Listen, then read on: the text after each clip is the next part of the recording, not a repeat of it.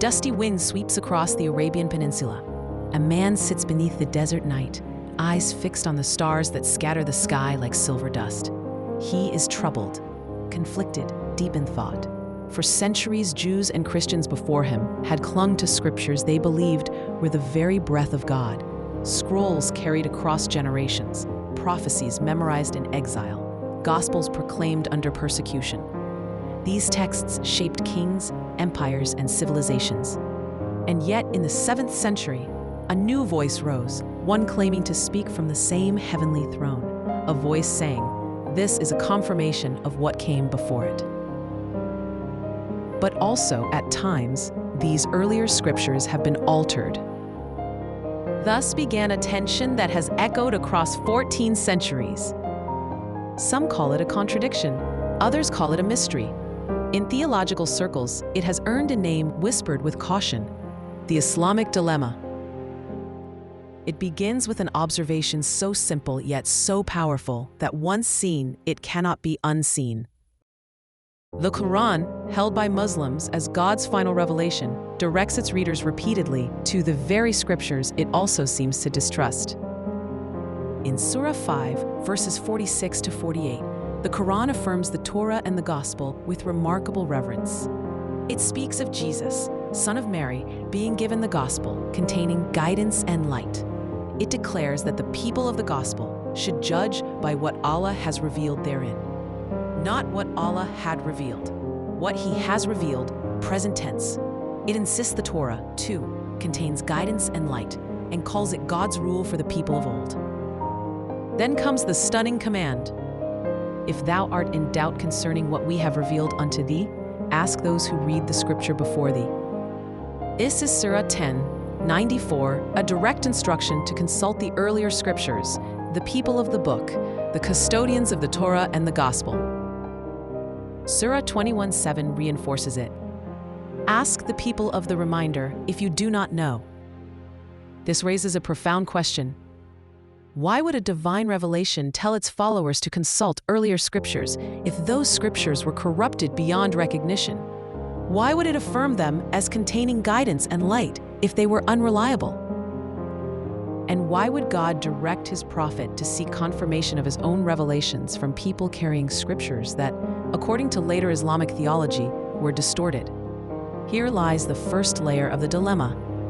Either the scriptures before were trustworthy and remained so, or God directed His prophet toward corrupted books, which is impossible. A second layer deepens the tension. If the Qur'an confirms the earlier scriptures, then both must be in harmony. Two divine messages claiming the same source cannot contradict. A contradiction would mean one of two things. Either God changed His mind, an impossibility in monotheism, or one message did not come from Him. This is where the story takes an unexpected turn. For the Torah and the Gospel do not merely sit quietly in their own corner of religious history. They speak, they shout, they testify in vivid detail about the one they call Messiah. The Old Testament paints a portrait of Him centuries before He walked the earth, and the New Testament declares that portrait fulfilled in Jesus of Nazareth. Consider Isaiah 53, a chapter written over 700 years before Jesus' birth. It speaks of a servant who would be rejected, pierced, wounded for our transgressions, a man who would bear the sins of many, led like a lamb to the slaughter, silent before his accusers, assigned a grave with the wicked, yet buried with the rich. Christians point to the life of Jesus and see Isaiah's fingerprint on every moment. It is as though the prophet stood at the foot of the cross. And Jesus Himself affirms this destiny. In the Gospel of Mark, He tells His disciples plainly, "The Son of Man must suffer many things, be rejected, be killed, and after 3 days rise again." In the Gospel of John, He declares, "I lay down my life that I may take it up again. No one takes it from me. I lay it down of my own accord." The New Testament does not speak of the crucifixion as accident, tragedy, or conspiracy. It speaks of it as destiny, written long before Rome ever existed. Every gospel records the event. Every apostle preaches it. Every early Christian dies for it. Yet the Qur'an, in Surah 4:157, says, "They did not kill Him, nor did they crucify Him, It was made to appear so to them. A contradiction has emerged, quite directly, quite sharply. The earlier scriptures say Jesus died and rose. The Qur'an denies the death altogether, and the dilemma intensifies. If the earlier scriptures are from God, and the Qur'an confirms they are from God, then how can two revelations from the same God disagree on the central moment of salvation history? To resolve this, later Islamic scholars argued that the earlier scriptures must have been altered, and yet the Qur'an itself never says the text was corrupted, only that some people misinterpreted or hid parts of it. The Qur'an repeatedly refers to the Torah and Gospel as authoritative, preserved, and reliable in its own time. More importantly, history gives us a trail the size of a continent.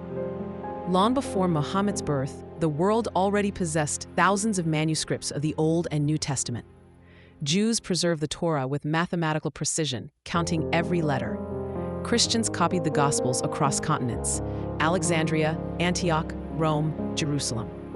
By the 3rd and 4th centuries, we have entire New Testament codices still preserved today.